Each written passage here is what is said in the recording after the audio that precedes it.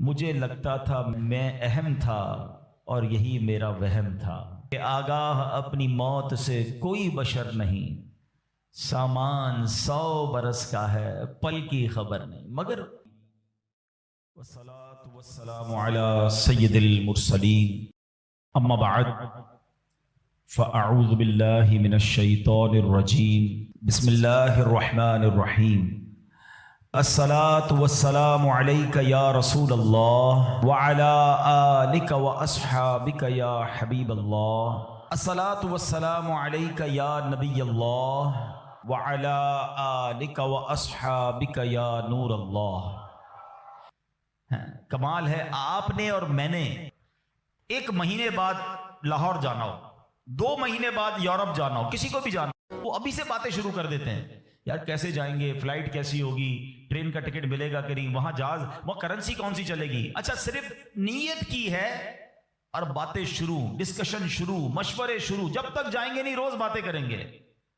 ادھر جانا نہیں جانا پتہ نہیں ہے مگر تم روز بات کر رہے ہو، جدھر جانا کنفرم ہے اور کب جانا یہ بھی نہیں پتا، آج بھی جا سکتے ہو، اس کے لیے کوئی بات نہیں کرے گا، اس کے لیے کوئی ڈسکشن نہیں، اس کے لیے کوئی تیاری نہیں۔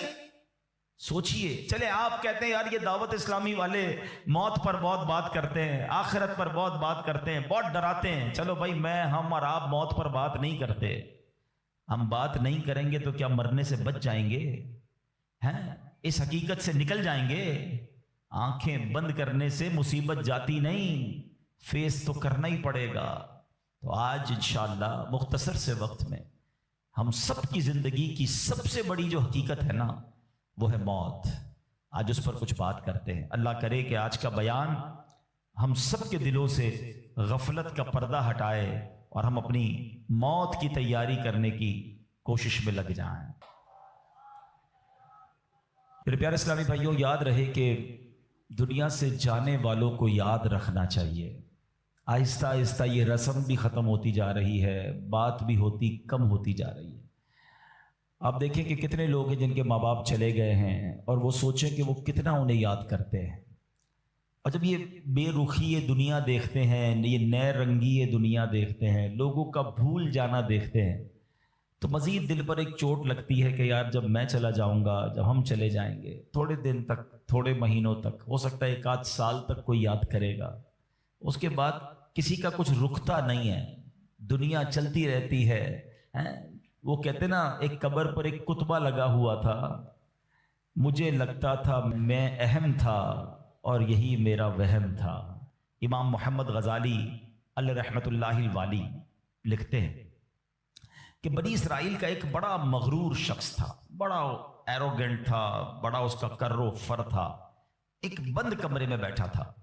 اچانک ایک شخص کمرے میں داخل ہوا اور اس مغرور شخص کی طرف لپکا، تو وہ بڑا تکبر والا آدمی تھا، وہ بڑا غصے میں آ گیا اور کہتا کہ تم ہو کون؟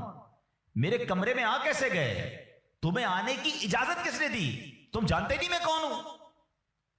تو جو اندر آنے والا شخص تھا وہ کہتا ہے مجھے اس گھر کے مالک نے اجازت دی ہے، اور میں وہ ہوں جسے کوئی دربان روک نہیں سکتا، میں وہ ہوں جس کو کسی سے اجازت لینے کی ضرورت پڑتی نہیں ہے، مجھے کسی کا دبدبہ ڈرا نہیں سکتا، نہ ہی مجھ سے کوئی مغرور اور سرکش شخص بچ سکتا۔ اب جیسے ہی یہ باتیں سنی نا تو مغرور شخص جو تھا وہ ڈرنے لگا، وہ کانپنے لگا، وہ گھبرا گیا۔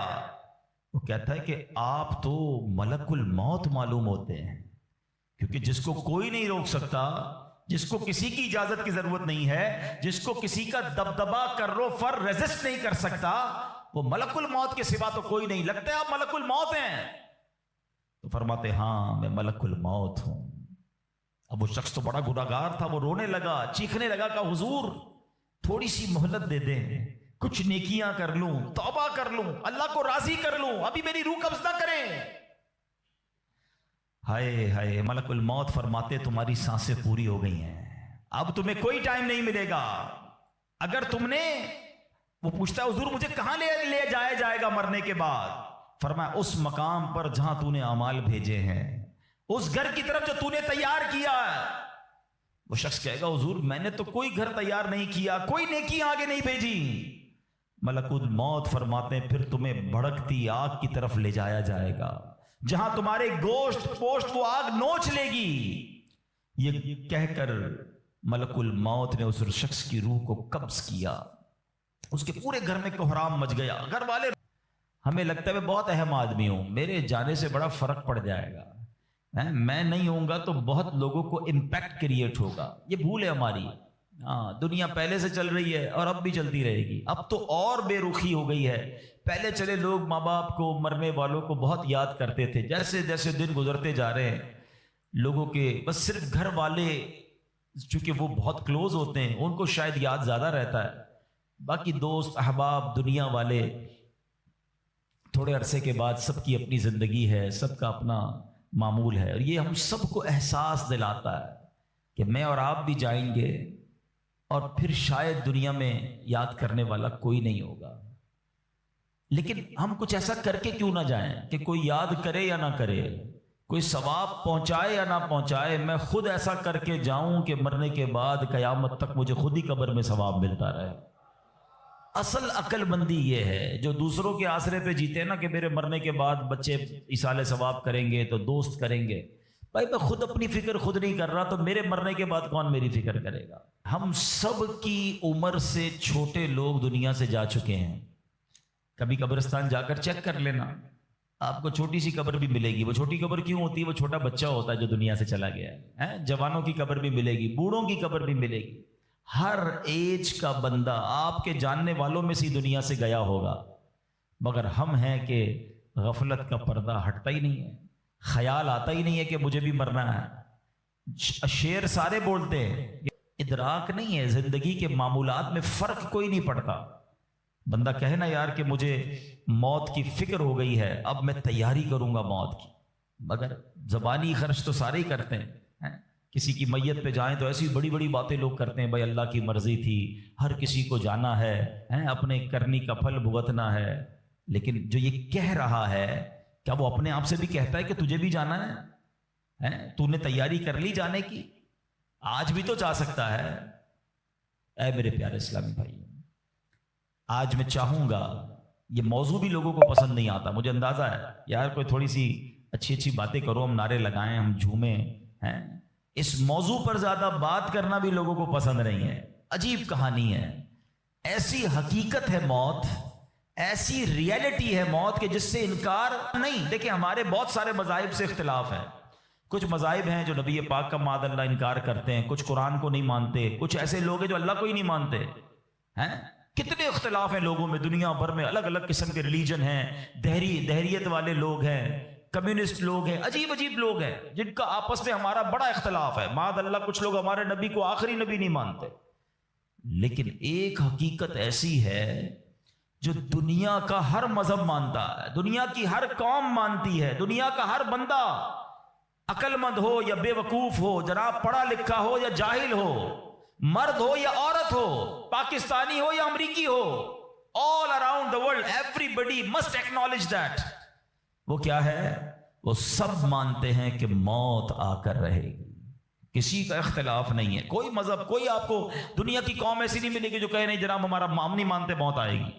ایوریبڈی، ہر بندہ مانتا ہے۔ کتنی کمال کی ریئلٹی ہے۔ اچھا سارے لوگ یہ بھی مانتے کہ پتہ نہیں کب آئے گی۔ ایک تو ہونا کہ بھائی کچھ لوگ کہتے ہیں ہاں موت آئے گی مگر ہم کو پتہ ہے، nobody knows، کسی کو بھی نہیں پتا کب آئے گی، یہ پتہ ہے آئے گی اور بچ کوئی نہیں سکتا۔ یہ ایسی ریئلٹی ہے، مگر پھر بھی اس پر بات کرنے کے لیے کوئی تیار نہیں ہے۔ ذرا چار دوست مل کر موت پہ بات کرے کہ یار کوئی اور بات کرو یار۔ اے میرے پیارے اسلامی بھائیو، یہ کہ جب موت آنی ہے نا، جب وہ وقت آ جانا ہے تو پھر ایک منٹ بھی آگے پیچھے نہیں ہو سکے گا، کوئی اس کو ڈیلے نہیں کر سکے گا، بلکہ جس حالت میں ہوں گے نا اسی حالت میں روح قبض کر لی جائے گی۔ ہماری موت کا وقت لکھا ہے، مقام بھی لکھا ہے، یہ چینج نہیں ہو سکتا۔ اگر موت سمندر میں لکھی ہے تو $2.5 لاکھ دے کر بھی بندہ وہاں پہنچتا ہے جہاں موت لکھی ہے۔ اگر موت کشتی سے ڈوب کر ہونا لکھی ہے تو 22 لاکھ دے کر بھی سینکڑوں لوگ ہمارے وطن سے جاتے ہیں اور ان کی موت یورپ کے سمندر میں جا کر ہو جاتی ہے۔ اللہ پاک جو بھی ان میں مسلمان ہیں سب کی مغفرت فرمائے۔ مگر میں نے اور آپ نے اس سے عبرت کیا لی کہ بندہ وہاں پہنچے گا جہاں اس کی موت لکھی ہوئی ہے. ایک بار حضرت سلیمان علیہ نبینا علیہ الصلوۃ والسلام کی بارگاہ میں ایک شخص بیٹھا تھا. آپ کی بارگاہ میں ملک الموت آیا اور اس شخص کو ذرا گھور کے دیکھنے لگے. واپس چلے گئے. وہ شخص کہتا حضور یہ کون تھے جو آئے تھے اور مجھے گھور کے دیکھ رہے تھے؟ فرمایا یہ ملک الموت تھے. کہتا حضور لگتا ہے میری روح قبض کرنے والے ہیں، آپ مہربانی کریں، آپ کی تو ہوا پر حکومت ہے، آپ ہوا کو حکم دیں کہ ہوا مجھے اڑائے اور مجھے ہندوستان لے جائے. حضرت سلیمان بیت المقدس کے علاقے میں رہتے تھے نا، آپ نے حکم فرمایا، ہوا نے اس بندے کو اٹھایا اور ہندوستان پہنچا دیا. کچھ دنوں کے بعد پھر ملک الموت آیا حضرت سلیمان علیہ السلام کی بارگاہ میں. آپ نے فرمایا تم میرے ساتھی کو کیوں گھور رہے تھے جب آئے تھے؟ تو کہا میں حیران تھا کہ میرے پاس یہ لکھا ہوا تھا اللہ کی طرف سے کہ تھوڑی دیر بعد مجھے اس کی روح ہند میں قبض کرنی ہے، اور وہ آپ کے پاس بیٹھا ہوا تھا. اللہ اکبر. حضرت سلیمان نے کہا میں نے ہی تو حکم دیا، اور ہوا نے اسے ہند پہنچایا.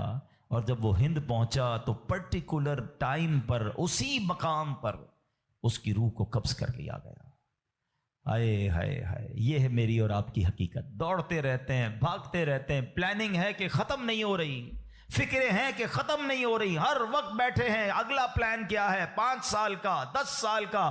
ایک دکان ہے تو 2 دکانیں، ایک گھر ہے تو 2 گھر، بڑا گھر، ہوادار گھر ہے، نوکری ہے تو کاروبار کرنا ہے، ملک سے باہر جا کر جناب پیسے کمانے، یہی سوچ ہے بس.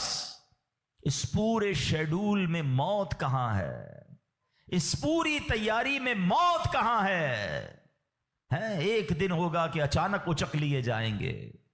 سیٹھ جی کو فکر تھی ایک ایک کے 10 کیجئے، موت آ پہنچی کہ حضرت جان واپس کیجئے. اور آپ کو پتا ہے جس عالم میں اور آپ ہوں گے، بڑی میں اہم بات کرنے جا رہا ہوں. یہ آپ نے دیکھا نا کہ حضرت سلیمان نے حکم فرمایا تو ہند پہنچا. کوئی کشتی میں تھا، اس کی موت وہاں تھی. کوئی سمندر پانی کے اندر ہزاروں فیٹ نیچے جانا تو اس کی موت وہاں لکھی تھی. اس کا مطلب تو یہ ہوا کہ میں کہیں بھی کسی بھی مقام پر مر سکتا ہوں، میری موت پتہ نہیں کہاں لکھی ہے. اب ذرا غور کیجئے، ہم سب پتہ ہے کیا چاہتے ہیں؟ کہ موت کے وقت ہم سجدے میں ہوں. چاہتے ہیں نا اللہ کرے اللہ کے گھر میں موت آئے، کلمہ پاک پڑھتے ہوئے موت آئے، تلاوت قرآن کرتے ہوئے موت آئے، نبی پاک پر درود پڑھتے ہوئے موت آئے. اللہ ایسا کرم کر دے کہ مدینہ منورہ میں موت آئے، گنبد خضرا کے سامنے موت آئے. یہی تصورات ہے نا، ایک مسلمان چاہتا یہی ہے کہ یار موت آئے تو کسی اچھے عالم میں ہو، کسی بڑی خوبصورت باوضو نیکی کرتے کرتے دنیا سے جاؤں. تمنا تو سب کی یہ ہے. اچھا مجھے ایک بات کا جواب دیں، یہ کیسے ممکن ہے کہ کوئی بندہ صبح سے شام تک نماز نہ پڑھے اور کہے موت سجدے میں آئے، صبح سے شام تک مسجد میں نہ آئے اور تمنا یہ کر رہا ہے کہ مسجد میں موت آئے، باوضو رہتا ہی نہیں ہے تو کیسے امید رکھ رہا ہے کہ باوضو موت آئے، قرآن کھول کر پڑھتا ہی نہیں ہے تو کیسے امید کر رہا ہے کہ تلاوت کرتے کرتے موت آئے. جو صبح و شام گالیاں دیکھتا ہے کیا اس کو ڈر نہیں لگتا کہ گالی دیتے دیتے موت آ سکتی ہے؟ جو شراب پیتا ہے اس کو ڈر نہیں لگتا کہ شراب کے نشے میں موت آ سکتی ہے؟ جو بدکاری کرتا ہے اس کو ڈر نہیں لگتا کہ بے حیائی اور بدکاری کرتے ہوئے موت آ سکتی ہے؟ جو تاش کھیلتا ہے، جوا کھیلتا ہے، اس کو ڈر نہیں لگتا کہ مرتے اسی وقت میں تاش کھیل رہا ہوں گا اور مجھے موت آ گئی، تو میں نشہ کر رہا ہوں مجھے موت آ گئی، میں بے حیا اور بدکاری کہ بری بری باتیں ٹیلی فون پر ساری رات کر رہا ہوں، اس وقت موت آ گئی. ملک الموت کو منع نہیں کر سکو گے کہ میں غلط کام کر رہا ہوں، ٹائم دے میں توبہ کر لوں. نہیں، جو سجدے میں ہوگا وہ سجدے میں اٹھایا جائے گا، جو درود پڑھتے پڑھتے جائے گا وہ درود پڑھتے پڑھتے اٹھایا جائے گا. سوچے وہ جو شراب میں جائے گا، نشے میں جائے گا، ادھر کیسے اٹھایا جائے گا؟ اب اس کا آسان حل پتہ ہے کیا ہے؟ کہ بندہ زندگی ایسے گزارے کہ جس حال میں مرنا نہیں چاہتا نا وہ کام چھوڑ دے. عقل بندی یہ ہے کہ اپنے دن کا شیڈیول ایسا بنائے کہ میں وہ کام ہی نہ کروں جس میں مرنا نہیں چاہتا، ورنہ میں روک نہیں سکوں گا موت کو. آپ چاہتے ہیں اچھی موت ہو؟ میں بتاتا ہوں کس کی اچھی موت آ سکتی ہے. جو ماشاءاللہ 5 ٹائم پابندی سے نماز پڑھتا ہے، جو روزانہ تلاوت قرآن کرتا ہے، جو بار بار تسبیح نکال کر تسبیح بھی پڑھتا ہے، درود بھی پڑھتا ہے، جو دکان پر بھی جاتا ہے تو نماز کا ٹائم ہو تو نماز کے لیے کھڑا ہو جاتا ہے، جو حلال روزی کماتا ہے، جو گناہوں سے اپنے آپ کو بچاتا ہے، ارے اس کی تو 24 گھنٹے میں کبھی بھی موت آنی ہے، سبحان اللہ۔ وہ رات کو سوتا ہے تو باوضو سوتا ہے، اس نیت سے سوتا ہے کہ فجر میں اٹھنا ہے، رات کو بھی جائے گا تو انشاءاللہ شہید کا مرتبہ پائے گا، دن میں کسی وقت موت آئے گی تو کوئی اچھا ہی کام کر رہا ہوگا نا۔ اب آپ سوچ لیں کس عالم میں مرنا ہے۔ اچھا ایک اور دل پر چوٹ کرنے والا جملہ سن لو، کون کون چاہتا ہے مرتے وقت زبان پر کلمہ طیبہ جاری ہو؟ ہائے ہائے، فضیلت پتہ ہے کیسی ہے؟ حدیث پاک میں آتا ہے جس کی زبان پر، حدیث کا مضمون ہے، آخری کلمہ لا الہ الا اللہ ہوگا، دخل الجنہ، وہ جنت میں داخل ہو جائے گا۔ ہم ہر مسلمان چاہتا ہے، ٹھیک ہے؟ آپ سب نے ہاتھ اٹھایا کہ آپ سب چاہتے ہیں مرتے وقت کلمہ پاک زبان پر ہو۔ اب ہاتھ نہیں اٹھانا، آپ سے پوچھ رہا ہوں، اپنے آپ سے ہی پوچھ رہا ہوں، آج پورے دن میں کتنی بار کلمہ پڑھا ہے؟ اس پورے ہفتے میں کتنی بار کلمہ پڑھا ہے؟ عجب کہانی ہے ہماری، یقین کریں عجب کہانی ہے۔ مرتے وقت سب کو کلمہ چاہیے، زندگی میں کلمہ پڑھنے کا ٹائم نہیں ہے۔ اللہ اکبر۔ سکرات کو جانتے ہو کیسا ہوگا؟ زبانیں سخت ہو جائیں گی، بندہ اتنی تکلیف میں ہوگا کہ کوئی لفظ ہی نہیں نکلتا منہ سے۔ ہمارا تو بخار میں لفظ نہیں نکلتا، سکرات کی کیا بات کروں میں۔ جس وقت زبانیں بھاری ہوں گی کلمہ کیسے ادا ہوگا جب تم نے زبان کو عادی نہیں بنایا؟ ہاں، ایک بزرگ کا بڑا پیارا قول میں نے سنا تھا، وہ فرماتے ہیں اپنی زبان کو کلمے کا عادی بناؤ، جس وقت سکرات کا عالم ہوگا زبان بھاری ہوگی اس وقت بھی کلمہ جاری ہو جائے گا۔ مبارک ہونے جو روز کلمہ پاک، کم از کم ایک تسبیح تو پڑھ لیا کرے یار۔ 100 بار کلمہ پڑھنے میں دیری کتنی لگتی ہے؟ کلمہ پاک اچھا، افضل الذکر، حدیث پاک میں کہا گیا سب سے بہترین ذکر جو ہے وہ لا الہ الا اللہ ہے۔ کتنا کرتے ہیں ہم؟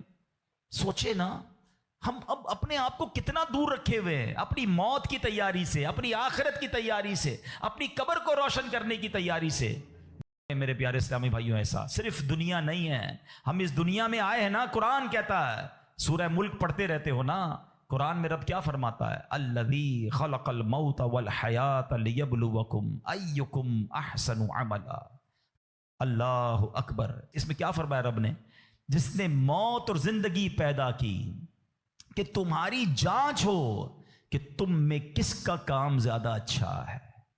میں اور آپ جو آئے نا دنیا میں، واٹ از دا ریزن؟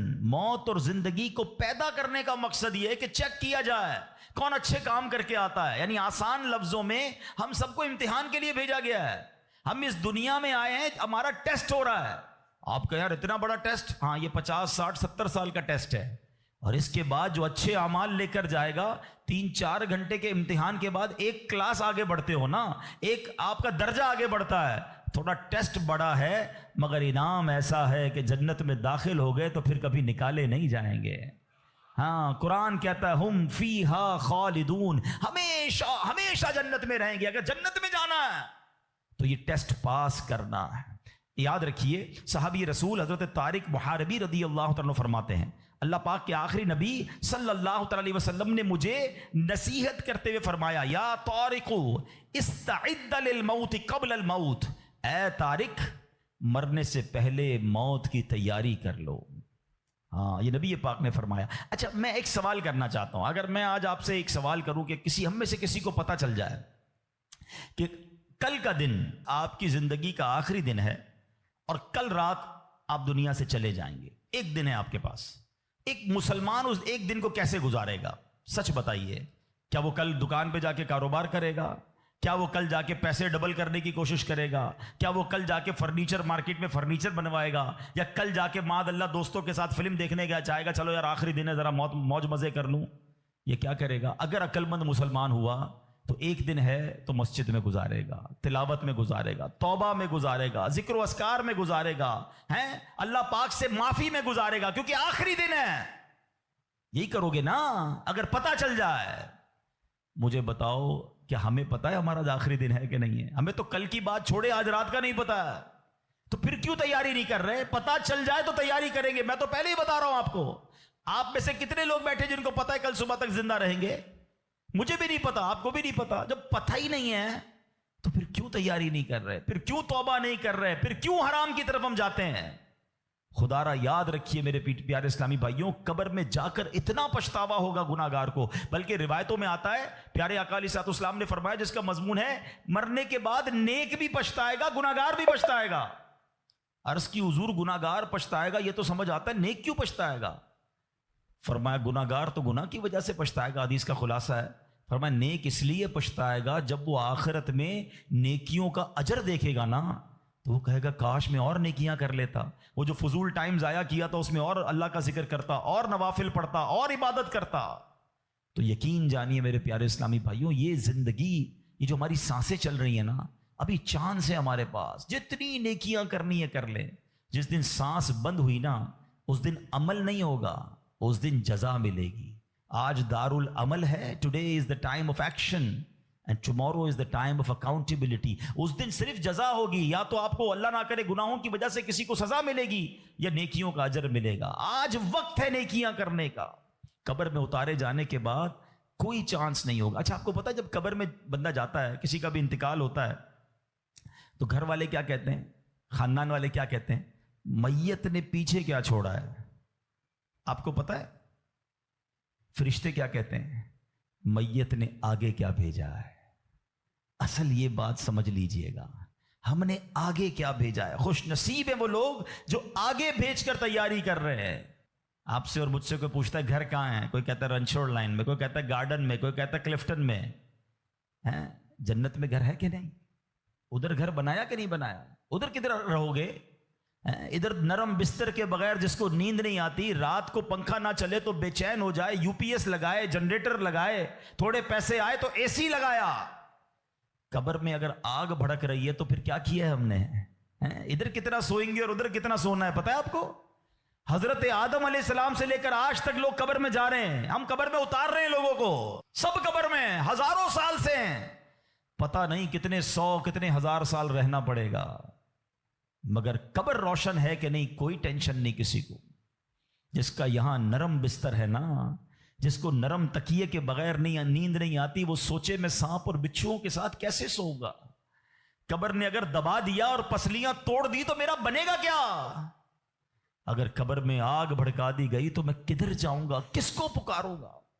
واللہ قبر کی تیاری کرنی ہے، خدا کی قسم مارے جائیں گے اگر اللہ ناراض ہوا۔